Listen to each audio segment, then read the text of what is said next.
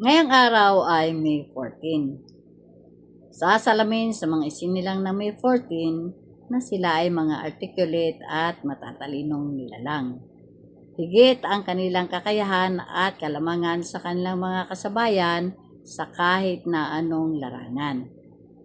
At kayang-kaya nilang makita ang malalaking oportunidad na hindi nakikita ng iba na less imaginative sa kanila.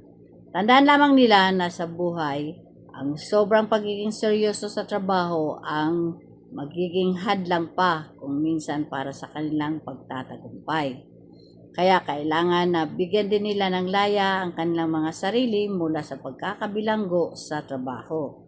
Mag-relax at magsaya paminsan-minsan. Perfectionist, stress, and difficult ang ilan sa mga karakter na kailangan nilang iwasan upang magtagumpay.